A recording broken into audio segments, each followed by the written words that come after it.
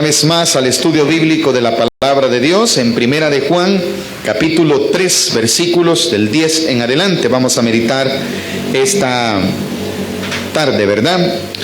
Dios bendiga a cada uno de los presentes, como también a aquellos que nos sintonizan por medio de las redes sociales y comparten el mensaje. Vamos a continuar con el estudio, hermano. En esto se manifiestan, dice, los hijos de Dios y los hijos del diablo. Todo aquel que no hace justicia y que no ama a su hermano no es de Dios. Quiere decir que no solo basta con que yo diga que soy hijo de Dios. No solo basta que yo diga yo soy hijo de Dios, ¿verdad? Porque yo lo digo, no. Tiene que manifestarse en nosotros que en verdad nosotros somos hijos de Dios en la forma como vivimos, en la forma como tratamos a nuestro semejante.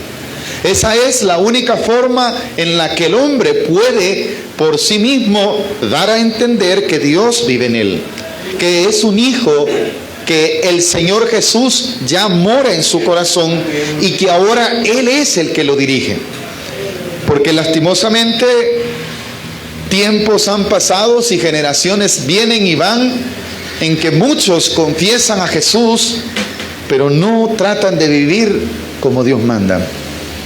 Y no se manifiesta Dios en nosotros. Aunque yo diga, ¿verdad? En mí se manifestó el Espíritu Santo, en mí hay un Dios de poder, pero si yo con mi trato a los demás no estoy demostrando que Dios vive en mí, si actúo injustamente, ahí dice claramente el versículo 10, en esto se manifiestan los hijos de Dios y los hijos del diablo, los dos, ¿verdad?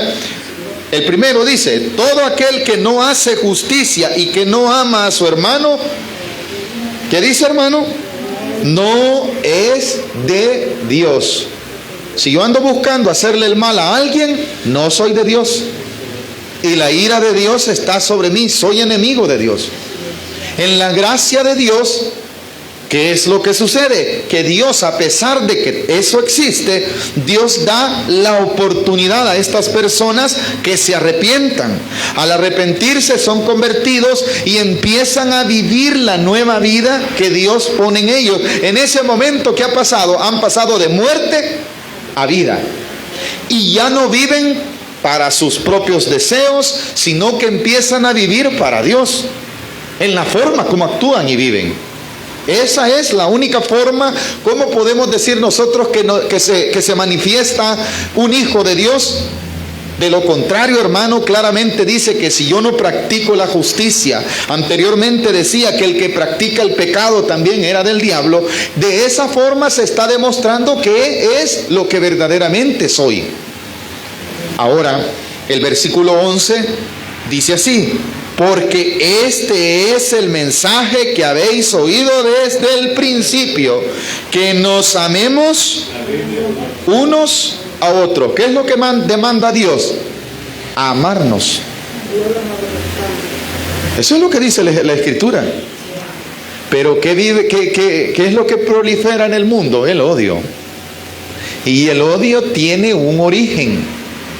El aborrecer a otra persona tiene un origen. Ese origen es el diablo. El desearle el mal, el hacer injusticia, el hacer las cosas malas, todo eso solo puede provenir del infierno. Pero si usted viene a los pies de Cristo y empieza a entender la nueva vida que Dios ofrece y la pone en práctica, hermano, es porque usted verdaderamente sabe y conoce a Dios. Ahora dice el versículo 12, no como Caín, el ejemplo, no como Caín, que era del maligno. ¿De quién era Caín? Ahí dice del maligno. Pero ¿por qué le dice la Escritura a Caín si ambos eran hijos del mismo padre y la misma madre? ¿Cuántos sabemos eso? ¿Qué es lo que quiere dar a entender cuando dice no como Caín, que era del maligno? Que en su corazón existía la semilla de la maldad. algo de lo que no provenía de Dios. Entonces alguien dirá, pero entonces, ¿cómo es que nacieron de Adán y Eva y dicen que eran del maligno? No lo digo yo, lo dice la Escritura, que las obras que él hacía era lo que él era, manifestaba lo que tenía dentro de su corazón, lo que él creía. Y lo que él hacía, lo que a él le parecía. Y lo que le parecía era que lo malo había que hacerlo. Entonces él lo practicaba. Y de esa forma, que estaba dando a entender la esencia de su vida que había en su corazón. Vuelva a leer conmigo el versículo 12. No como Caín, que era del maligno. ¿Por qué razón dice eso? Y mató. Ahí está la manifestación de quién era él. Él era el ¿qué? Un asesino. Y los asesinos están provocando y haciendo maldad. Esa maldad que hacen, ¿de dónde se origina? ¿Se origina de la justicia de Dios? ¿O se origina de la injusticia del mundo y de Satanás? Entonces eso era lo que había en el corazón de Caín, y no solo lo decía, sino que lo manifestaba con su forma de vivir. Dice claramente que mató a su hermano. ¿Y por qué causa lo mató? ¿Cuál fue la razón? Por odio. La palabra de Dios dice, porque sus obras eran malas. Quiere decir, lo que él hacía. ¿Qué hace usted? ¿Qué hace usted? ¿Hace lo que Dios quiere o hace lo que le demanda su carne y el diablo? Si yo hago lo que yo quiero, entonces no he nacido de nuevo. Hermano, a mí no me venga con cosas. Aquí yo hago lo que yo quiero, ¿verdad? A mí nadie me ha mandado. Yo soy libre de hacer lo que a mí me da la gana. Estoy haciendo entonces las obras de ¿quién? ¿A quién agrada a usted? Del diablo. El problema es que no nos hemos dado cuenta a dónde es que está el diablo, cuál es su destino. Su destino es el infierno. Y allí, hermano, permanecerá junto con su padre, porque él es su padre. ¿Qué más dice el versículo 12? Porque sus obras eran malas, y la de su hermano, como dice, quiere decir que su hermano era ¿de quién? Era de Dios. Porque ¿qué obras hacía Abel? Las obras que agradaban a Dios. Entonces la decisión es de cada uno, o ser y manifestarnos como hijos de Dios, o manifestarnos como hijos del diablo. Es una decisión propia. Dios le dijo a Caín, ¿verdad? El pecado está ¿a dónde? A la puerta, le dijo. ¿Tú te enseñoreas de él o él de ti? ¿O no? La decisión estaba en él, como la decisión está en cada uno de nosotros. ¿Qué más dice el versículo 13? Hermanos míos, no os extrañéis si el mundo os aborrece. Aquí hay algo que nosotros no tenemos que tener por extraño. Si el mundo a usted lo aborrece, si le dicen un montón de cosas, empiezan a ir en contra de lo que nosotros creemos, de lo que predicamos, no nos admiremos, porque ellos tienen un Padre a quien obedecen, y la razón por la que ellos no nos quieren, no nos ven como parte de su sistema, es sencilla, porque no son hijos de Dios, y usted y yo hemos sido comprados a precio de sangre, y por esa razón no hacemos ya lo que ellos hacen. Entonces ellos sienten extraño. En este momento es una oportunidad en la que se manifiesta qué queremos hacer: las obras que hace el mundo o las obras que demanda Dios que hagamos. Entonces la gente, todo el mundo hace las cosas que cree conveniente, y cuando usted no hace lo que ellos hacen, ¿qué dicen? Hey, no le hables, a marginalo, lo empiezan a aborrecer. ¿Sabe que hay gente que aborrece las iglesias, que están en contra de ella, que hacen cosas en contra de lo que Dios demanda que hagamos? Ahora, ¿esto nos debe de extrañar? No nos debe de extrañar, Porque dice claramente, hermanos míos, no os extrañéis si el mundo, o sea, es algo natural que me aborrezca el mundo.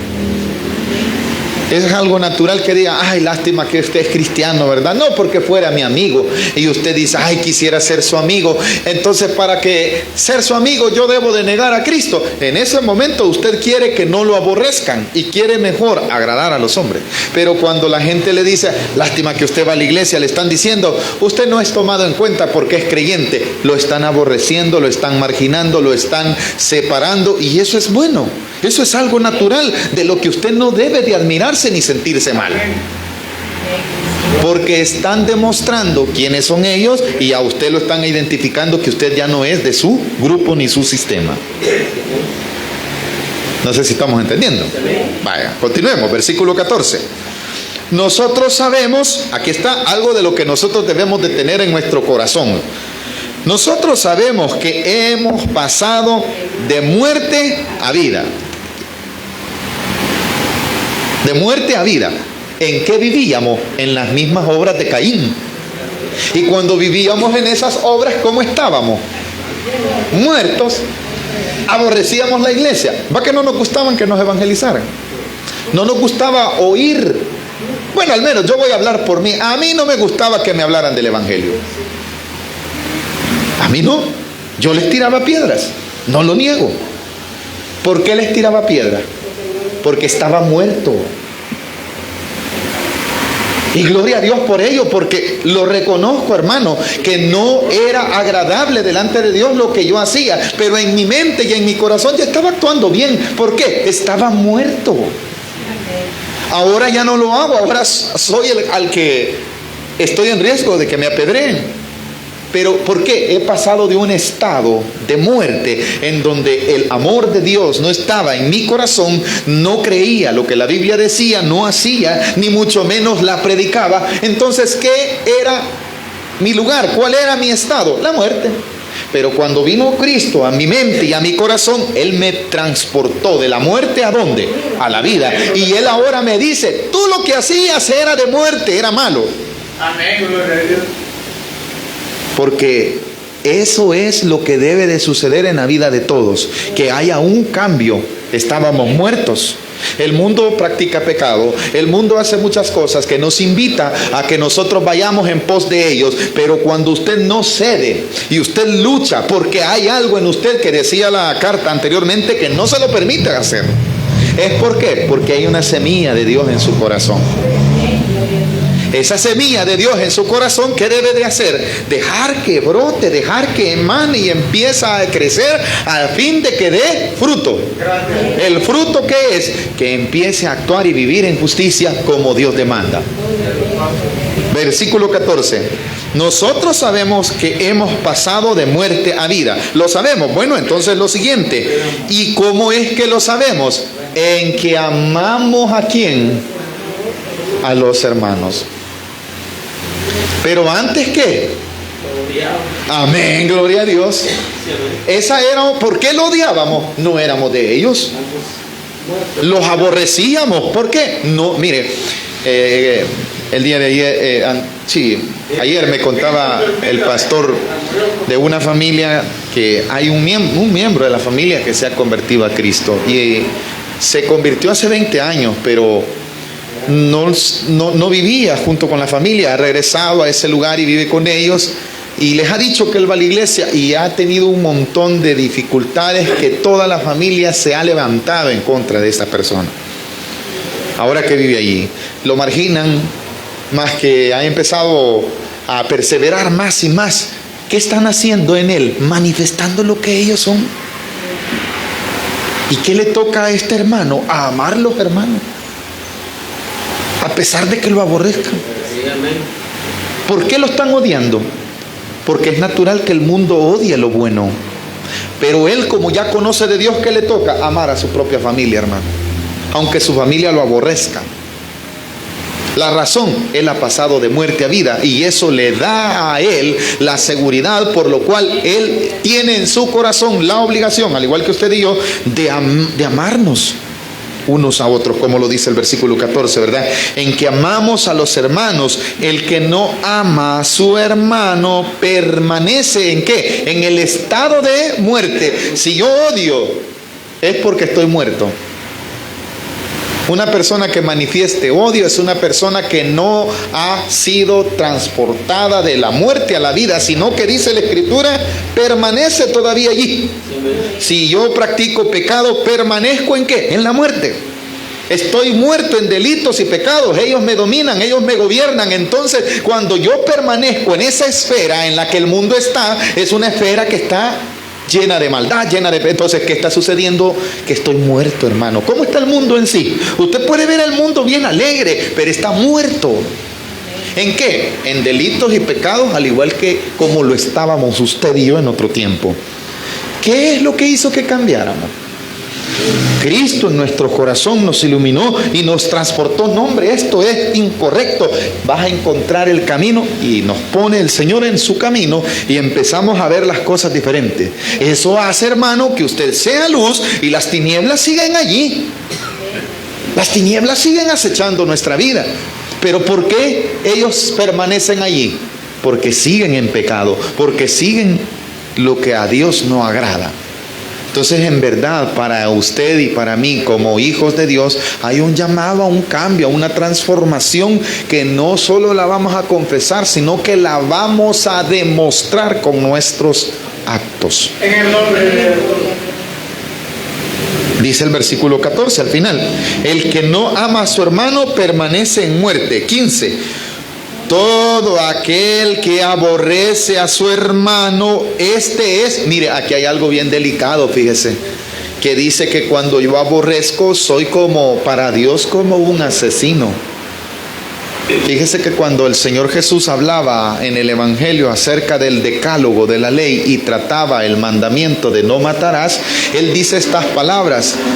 Saben que la ley de Moisés dice no matarás, mas yo os digo, dice el Señor Jesús, ¿verdad?, que aquel que en su corazón desea, dice, o le dice fato, esta persona se está convirtiendo como un ¿qué? Un asesino. No basta decir, este me cae mal, yo le deseo la muerte. En ese momento estoy yo en contra de un mandamiento que dice no matarás. Lo dice la Escritura. Aquel que aborrece a su hermano, vuelva a leer conmigo por favor el versículo 15. Todo aquel que aborrece a su hermano es que delante de Dios es su hijo. Ay, este es mi hijo amado, dice Dios. ¿Verdad? Él no dice así. Si yo aborrezco a mis hermanos, si yo aborrezco a mis hermanos, estoy en el estado de muerte, y en ese estado de muerte Dios me ve como ¿quién? Como un asesino. ¿Y por qué me llama asesino? Porque he matado. No he matado todavía, pero sí aborrezco. Entonces, cuando el mundo nos aborrece, ¿qué está viendo Dios en el mundo? Un montón de ¿qué? Asesinos. ¿Por qué? El único que puede odiar, que puede aborrecer, es aquel que no ha nacido de Dios. Lo dice la Escritura, el versículo 15, todo aquel que aborrece a su hermano es homicida. Y sabéis, aquí hay ¿cómo lo podríamos llamar? Un decreto. Y sabéis que ningún homicida tiene vida eterna permanente. Nadie que aborrece se la va a llevar sin pagar nada. Eso es lo que quiere decir. No se va a salir con la suya. No tiene vida permanente en él. ¿Qué quiere decir? No hay ningún espacio en el cual él pueda decir, yo estoy en Cristo pero estoy odiando. No, está muerto, dice la Escritura. No podés permanecer en Dios si decís que aborreces a tu hermano. ¿Por qué? Porque en él solo hay justicia, rectitud. Pero si estoy aborreciendo en mi corazón, estoy haciendo como un homicida y no voy a permanecer en Cristo. Ese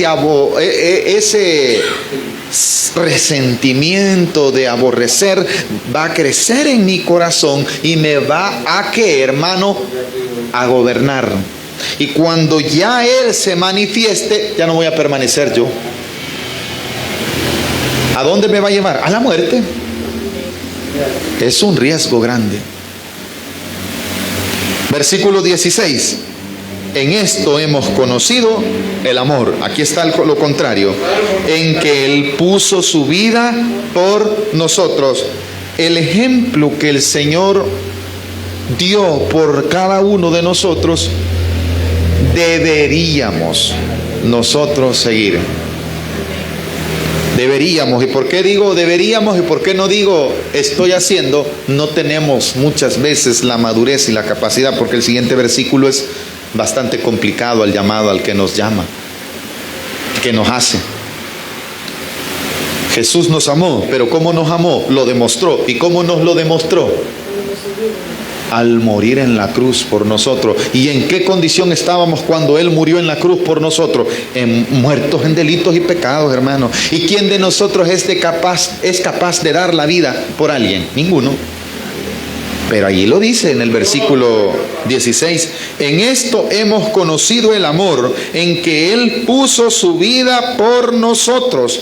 También nosotros debemos, ¿cómo dice? Debemos poner nuestra vida por los hermanos. Qué duro, ¿verdad, hermano? Por eso le decía, deberíamos.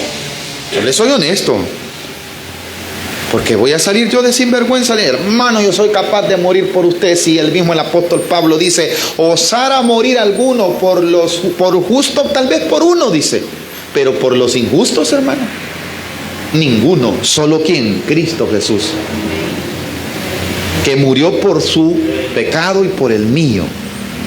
Él puso su vida. Ahora cuando dice el versículo, también nosotros debemos poner nuestra vida por los hermanos, ¿qué quiere decir? Que debemos protegernos los unos con los otros, porque nos amamos y no debemos dejar que ninguno de nosotros, hermano, sufra, porque es mi hermano y me va a doler si a él sufre de algo. 17. Pero el que tiene, aquí hay un problema, el por qué nos detiene a veces ser como el Señor Jesucristo. Pero el que tiene bienes de este mundo y ve a su hermano tener necesidad y cierra contra él, este es el problema. El problema es que cierra su corazón. El problema no es tener bienes. Los bienes son una bendición. El problema es que si esos bienes cierran mi corazón a la bondad, porque los amo mucho, no quiero desprenderme de ellos y me ato a ellos y vivo por ellos y no quiero, hermano, perder nada de ellos. Es en ese momento que mi corazón se cierra, aunque vea tener necesidad a alguien, pero como yo amo los bienes, no, yo no le voy a dar de esto, si esto es mío. Esos bienes no me permiten a mí a veces hacer la voluntad de Dios. El ejemplo del Señor Jesucristo, Él tenía un reino, ¿o no, hermano?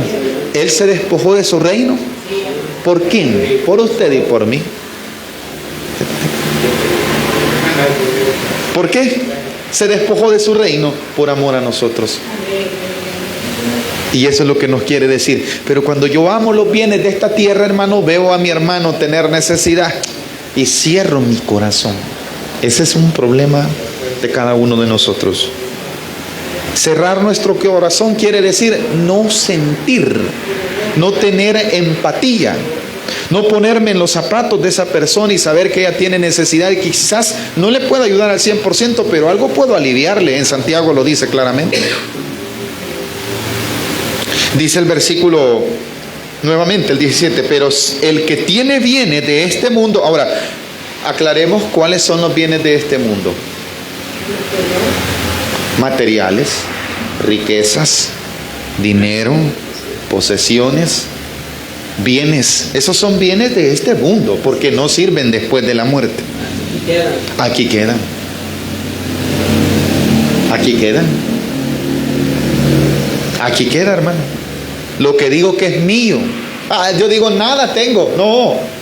Eso por lo cual, hermano, la gente a veces pone de pretexto para no venir a los pies de Cristo. Esos bienes materiales sirven de estorbos. ¿Por qué causa no vienen a Cristo? Por esos bienes, allí lo dice. ¿Por qué causa ellos no son capaces o no somos capaces de compartirlo porque son muchos y me va a quitar, ve, si a mí me costó. Hay que ver cómo sale, mi corazón está cerrado. Amo tanto esos bienes que no los quiero compartir. ¿O no?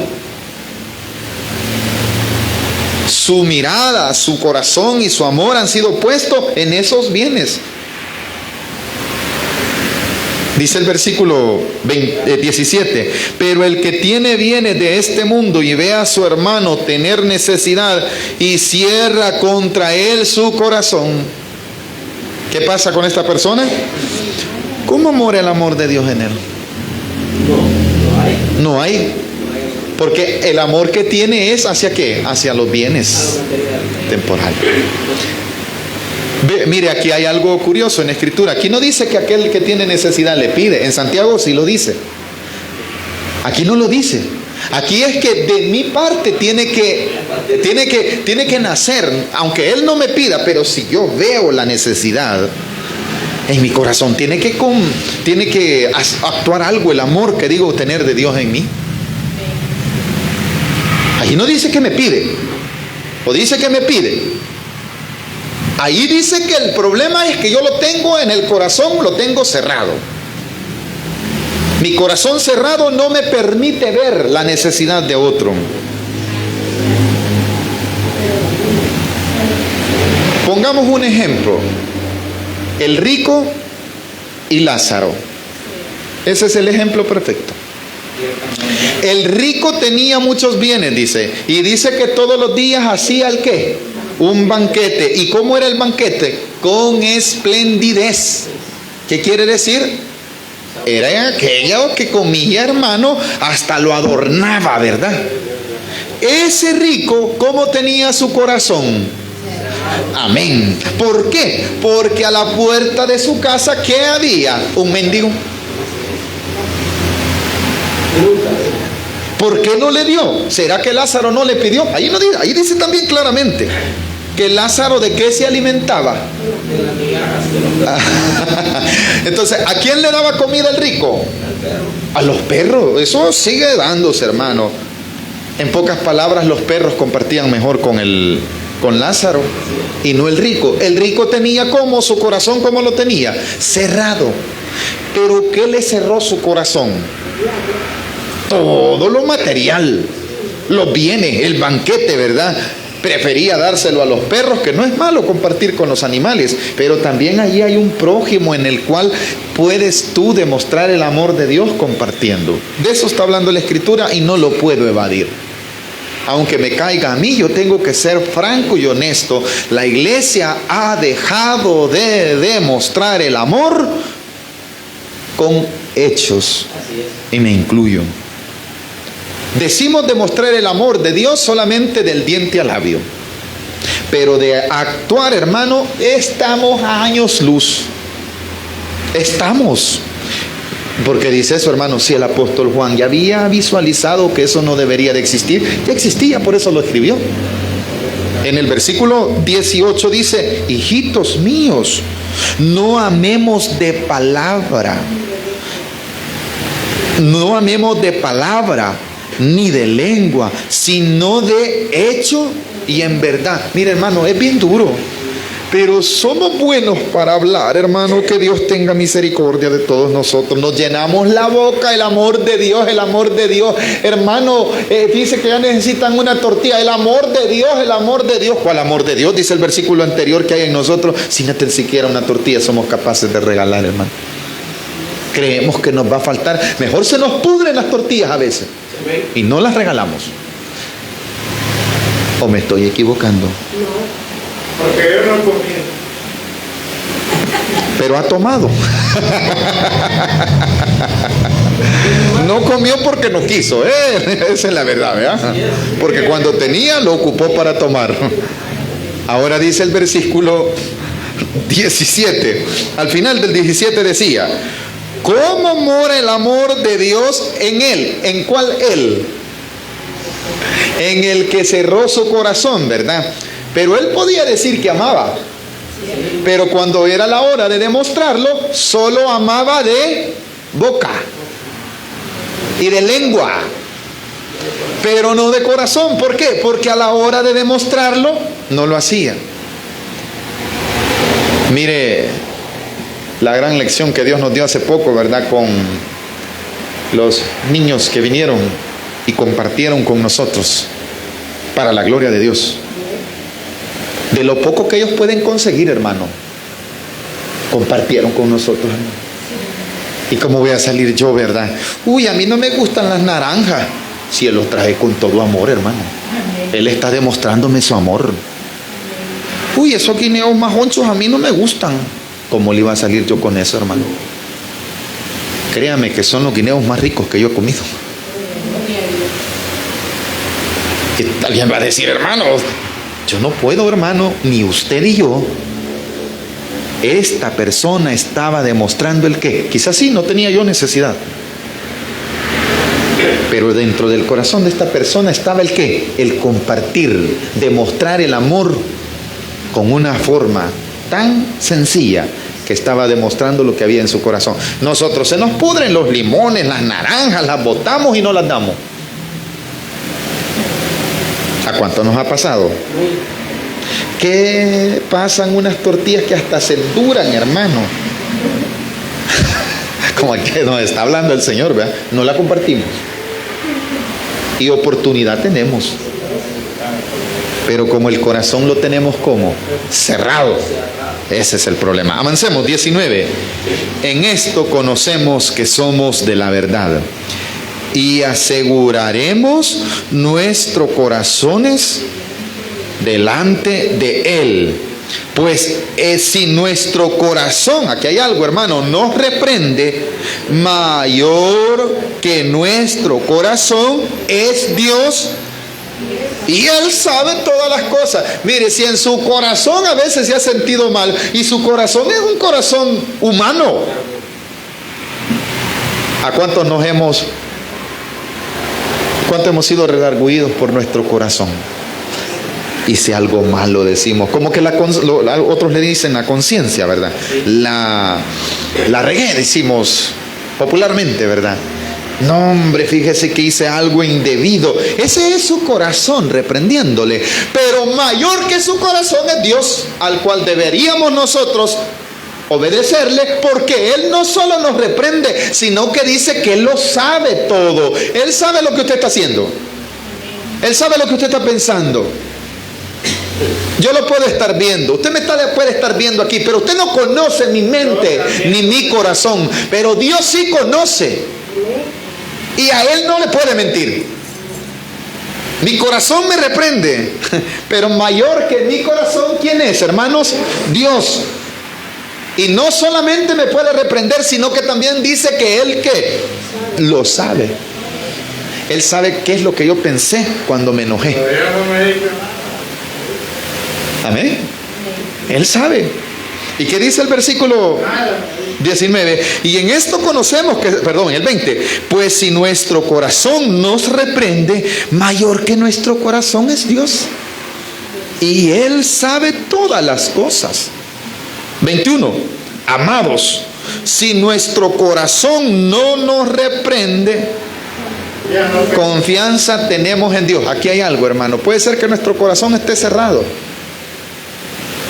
Y si no nos reprende, hermano, confiamos en Dios, porque Dios sí sabe todas las cosas mejor, hermano, y digámosle al Señor, porque nuestro corazón dice que engañoso es el corazón, dice, ¿verdad? Más que todas las cosas. ¿Qué quiere decir eso? Quiere decir que yo puedo confiar en mí mismo y diga, yo estoy bien, yo no le he hecho nada malo. Quiere decir que mi corazón posiblemente hice algo malo. Y sabe que mi corazón puede engañarme, ¿correcto? Haciéndome sentir, yo no le he ofendido. Entonces mi corazón no me ha reprendido, ¿verdad? Pero yo debo de tener confianza en que Dios todo lo sabe y mejor pedir misericordia. No estar confiando en mi corazón es lo que quiere decir, ¿verdad? Pensando que, no, mi corazón no me ha dictado, hermano. Mire que hay algunos que somos tan sinvergüenzas que decimos, yo en mi corazón no siento. Si su corazón no va a sentir. Si mi corazón es perverso, ¿qué voy a andar sintiendo, hermano? ¿Usted cree que el que mata siente en su corazón? Su corazón lo tiene como engañado y su corazón le reprendió, posiblemente sintió pero no se arrepintió. Entonces, ¿qué es lo que tiene que hacer esta persona? Saber que hay un Dios que sí sabe lo malo que hizo y tiene que tener confianza que Él sí le puede perdonar, pero tiene él que reconocer que lo que hizo no fue agradable delante de Dios. Continuemos, versículo 22. Y cualquiera cosa que pidiéremos, la recibiremos de Él. Porque aquí está, muchos nos gusta pedir aquello, lo otro, pero no hacemos la voluntad de Dios. Sin embargo, si usted y yo estamos obedeciendo sus mandamientos, viviendo bajo la nueva vida, bajo los mandamientos de Dios, sabe que tenemos la confianza de suplicar misericordia y Dios nos puede dar lo que necesitamos, porque sabe Dios que lo vamos a utilizar para el bien. Ahí lo dice en el versículo que acabamos de leer, el 22. Y cualquier cosa que pidiéremos, la recibiremos de Él, porque guardamos sus mandamientos y hacemos las cosas que son agradables delante de Él. Qué bonito es venir delante de Dios, postrarnos delante de Él y pedir lo que nosotros necesitamos, pero como estamos haciendo la voluntad de Dios, no nos tiene sin cuidado si es o no, hermano, aquello que nosotros vamos a pedirle delante de Dios, ¿verdad? Y será malo. No, tenemos confianza que lo que estamos pidiendo es para hacer su voluntad. Pero ¿qué nos dicta eso cuando estamos haciendo su voluntad? Tenemos seguridad de que Dios nos puede escuchar y nos va a dar como Él quiere. Y si nos da es para la gloria de Él. Y si no nos da tampoco no nos enojamos. ¿Por qué? Porque conocemos su voluntad. 23. Y este es su mandamiento, que creamos, esto es lo primero, en el nombre de su Hijo Jesucristo. Lo segundo, y nos amemos unos a otros como nos lo ha mandado. Eso no es el pastor, no es el predicador el que te está llamando la atención, es Dios, que te demanda primero que creas en su Hijo. Amén. La gente, hermano, tiene muchos malos conceptos que dice, esta semana es santa, no hay que andar haciendo cosas malas, solo esta semana o toda la vida. Toda la vida Dios demanda que seamos santos, hermano. No solo mañana, ni solamente esta semana hay que ser santo, ¿verdad? Y ya el lunes hay que ser diablo. Pero va que mucha gente tiene ese mal concepto. Y aquí dice la Escritura, hermano, que lo que Él me demanda primero es que crea en Él, crea que su sacrificio fue para perdón de mis pecados. ¿Qué más dice? Y este es su mandamiento, que creamos en el nombre de su Hijo Jesucristo. El segundo, ¿cuál es? Y que nos amemos unos a otros como nos lo ha mandado. Ay, hermano, pero a veces estamos más divididos que el álgebra. Tenemos más divisiones, hermano. El hermano no se lleva con los de abajo, no, con los de arriba no, con aquellos no, aquellos son muy gordos, aquellos son negros, aquellos son blancos. No, a eso no les hablé. ¿Qué existe en el mundo? División. Pero ¿por qué existe esa división? Primero, porque no han creído como debe de ser en el unigénito Hijo de Dios. Y segundo, si han creído, la segunda parte quedamos debiendo. No nos amamos los unos a los otros. Estos sí, estos no. ¿Se ha fijado esas divisiones? Vean, estos van al cielo, no, estos no. ¿Y qué? No, estos son unos grandes sinvergüenza. Son ellos los que creen en su corazón y están marginando, están dividiendo el que están demostrando de quién son hijos. A veces no somos capaces nosotros de discernir que esto realmente es algo grave, hermano, que nosotros no tengamos la capacidad de amar a los demás. Eso es peligroso. Terminemos en el versículo 24. Y el que guarda sus mandamientos permanece en Dios y Dios en él. Un requisito para que Dios esté en mí es que yo viva como Él demanda. Y Él solo demanda dos cosas: que crea en Jesucristo, su único Hijo, ¿verdad? Lo segundo, ¿cuál era? Que ame a los hermanos. Y Él que guarda sus mandamientos permanece en Dios y Dios en Él, como lo dijo San Juan también, ¿verdad? Y juntos haremos morada en Él, ¿verdad? Dice, mi Padre y yo vendremos a Él, dice en el Evangelio según San Juan, y haremos morada en Él. ¿En quién? En el que cree en Él y en el que ama a su hermano. Terminemos. Y en esto sabemos que Él permanece en nosotros. ¿Por qué razón? Por el Espíritu que nos ha dado. ¿Cuántos creemos que Dios nos ha dado de su Espíritu Santo? Entonces su Espíritu Santo debe de impulsarnos a hacer el qué, lo correcto, amar a Dios, creer en su Hijo unigénito y también amar a mis hermanos. ¿Hemos aprendido algo Dejémoslo hasta aquí, démosle la gloria y la honra al Señor, ¿verdad? Que no se nos olvide, hermano, no solo basta con decir, sino que es necesario actuar para demostrar quiénes somos. Vamos a dejarlo hasta aquí, vamos a orar, hermanos, que sea Dios